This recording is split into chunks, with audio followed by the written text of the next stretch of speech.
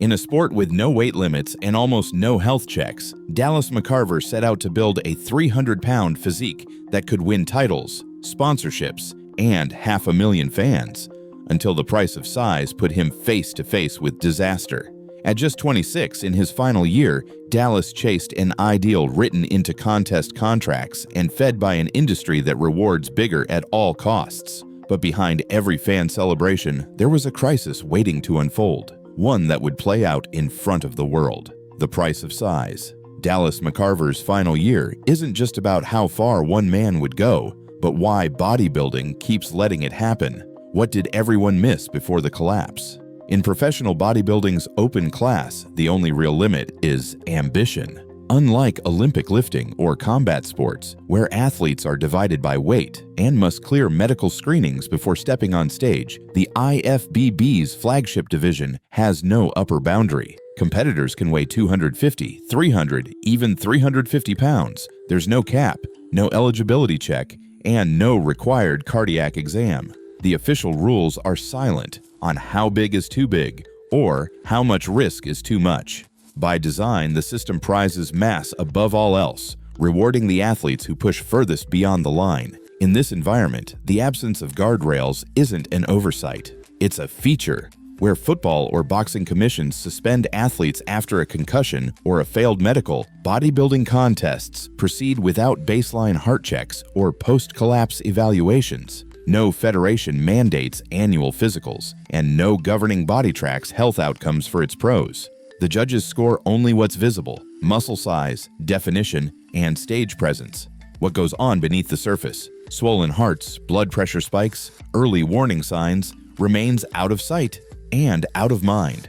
The result is a contest where the risks are invisible, but the consequences are not. For athletes like Dallas McCarver, the open class offers fame, sponsorship, and the promise of legacy, but at a cost no one is required to measure. The structure leaves every competitor to decide for themselves how far to go and what price to pay. At 6'1", Dallas McCarver set his sights on a number that hovered over the entire sport: 300 pounds, lean and stage ready. With coach Matt Jansen managing every gram, Dallas's off-season weight crept as high as 350, logged in spreadsheets and captured in check-in videos that fans dissected for clues. Each new milestone, 305, 315, 320, brought a fresh wave of online engagement.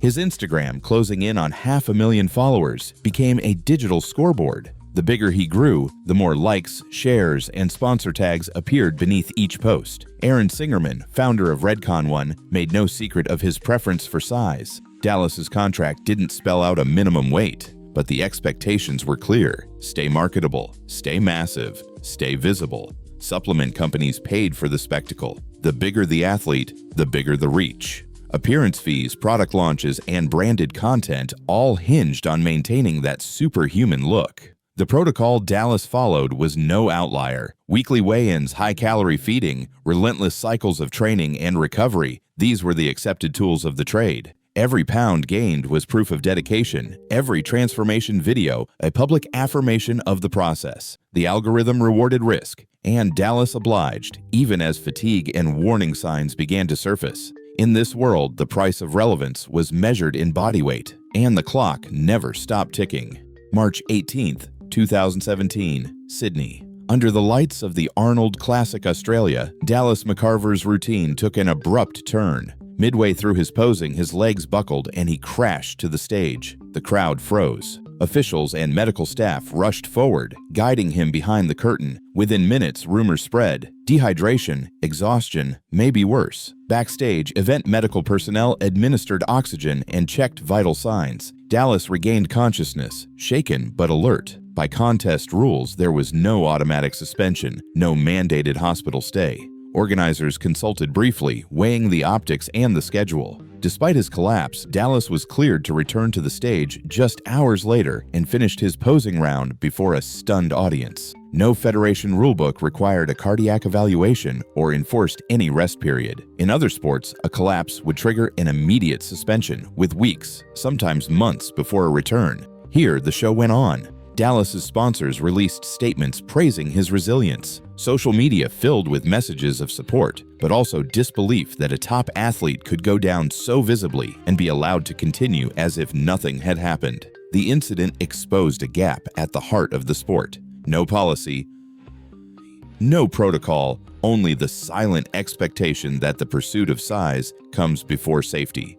For Dallas, the collapse was a warning shot. For the industry, it was business as usual. Measured by any standard, the health risks in professional bodybuilding far outpace those seen in other elite sports. Dr. Thomas O'Connor, a physician who has treated dozens of high-level competitors, describes the pattern in blunt terms. The human heart has biological limits that can't be overridden by training or chemistry. Beyond a certain size, death is not an unexpected outcome. It's a question of when, not if. Unlike the UFC, where fighters must pass hydration and cardiac screenings before every bout, or Olympic weightlifters who face strict eligibility checks and annual physicals, open-class bodybuilders compete with no such oversight. There is no federation-mandated heart exam, no enforced rest after collapse, no registry tracking health outcomes. The result is an environment where the true cost of size is rarely calculated until tragedy strikes. Peer-reviewed studies confirm the danger. Professional bodybuilders, especially those using high-dose anabolic steroids, face substantially higher risks of sudden cardiac death and cardiovascular disease than both the general population and other athletes. The exact numbers remain uncertain, but the pattern is clear. Autopsies reveal hearts weighing 2 or even 3 times the normal adult size, with thickened walls and clogged arteries. Dallas McCarver's own heart weighed 833 grams, more than double what would be expected for a healthy man his age and size. These findings are not outliers. In the past decade, the deaths of Rich Piana, Sean Roden, and Luke Sando have followed similar scripts: visible warning signs, ignored symptoms, and a system that leaves athletes to police their own limits. Other sports have learned these lessons the hard way. In mixed martial arts, a failed hydration test means automatic suspension. In football, a single concussion can sideline a player for weeks. But in bodybuilding, the incentives run in the opposite direction. Sponsors, prize money, and social media engagement reward those who push the envelope. For Dallas and his peers, the pursuit of size was not only a personal ambition, it was an economic imperative. The sport's refusal to install even basic safeguards has made preventable deaths a recurring headline, not a rare exception. Dallas McCarver's autopsy left no room for ambiguity. His heart weighed 833 grams, more than double what most cardiologists expect to see in a healthy adult male, even one of Dallas's size.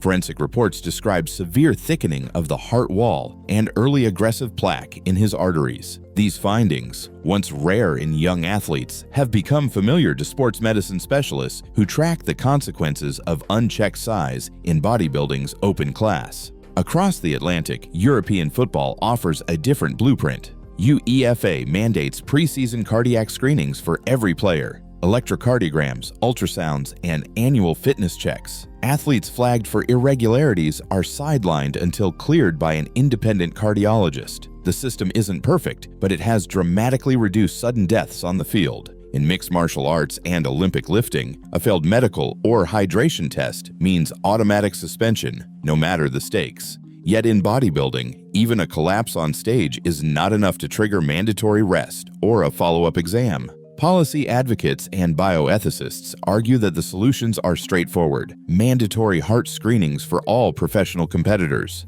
an enforced suspension rule after any collapse or medical event modeled on protocols in combat sports, judging criteria that reward not just mass and definition, but visible signs of health, symmetry, proportion, and conditioning that does not come at the expense of basic well-being.